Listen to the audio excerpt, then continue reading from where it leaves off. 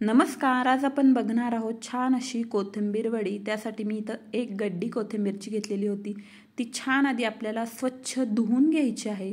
धुवून घेतल्यानंतर एक 10-15 मिनटं वाळत ठेवायची आहे एखाद्या कापडावरती आणि अशा पद्धतीने बारीक कट करून घ्यायची आहे. बघा, छान सुकल्यानंतर आपण ही कट करून घेणार आहोत. इथं वाटण तयार करायचं आहे. वाटण्यासाठी मिरच्या, लसूण आणि जिरे घेतलेलं आहे.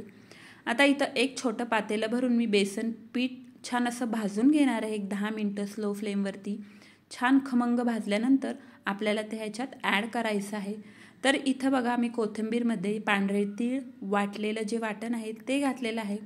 थोडासा ओवा घ्यायचा आहे, तो हातावरती चोळून घ्यायचा आहे, त्याने छान असा स्वाद येतो. आता आपल्याला हे भाजलेलं बेसन पीठ जे आहे ते ह्याच्यात गरजेनुसार घालून घ्यायचं आहे. बघा, बेसन पीठ भाजल्यामुळे कोथिंबीर वडीला छान अशी टेस्ट येते.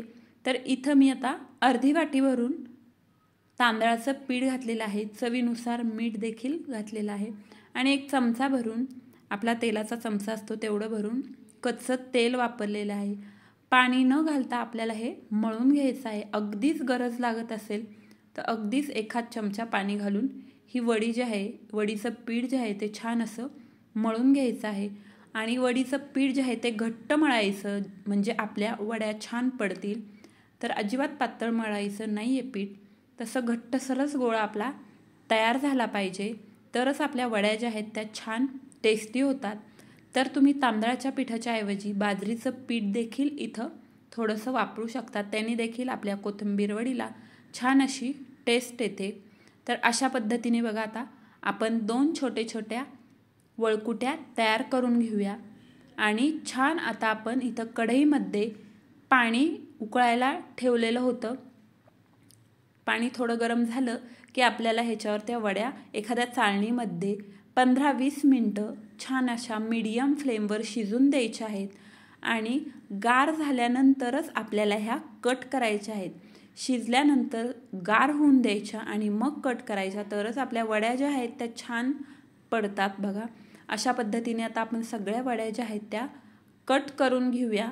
आणि आपण ह्या लगेचच शॅलो फ्राय करणार आहोत. तुम्हाला डीप फ्राय करायच्या असतील तर तुम्ही करू शकता.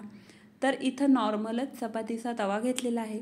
त्याच्यावर एक चमचाभर तेल घालून आपण ह्या वड्या ज्या आहेत त्या छान अशा शॅलो फ्राय करून घेऊया. अशा पद्धतीने वड्या तळल्या की छान अशा कुरकुरीत देखील होतात आणि तेल देखील जास्त शोषून घेत नाही. बघा, दोन्ही साईडनी छान अशा खरपूस आपण भाजून घेणार आहोत. खूप छान आणि टेस्टी या वड्या झालेल्या आहेत. पावसाळ्यामध्ये नक्की एकदा ट्राय करून बघा. आणि आता आपण ह्या वड्या तुम्ही कशासोबत खाऊ शकता, तर चहासोबत खाऊ शकता किंवा अशाच देखील खाल्ल्या तरी खूप भारी लागतात. तर इथं वड्या तळून झाल्यानंतर मी साईडला करून ठेवलेल्या आहे, जेणेकरून एक्सेस तेल जे आहे ते खाली उतरेल. बघा, मस्त आपली कोथिंबीर वडी तयार झालेली आहे. मी तर ही चहासोबत खाणार आहे.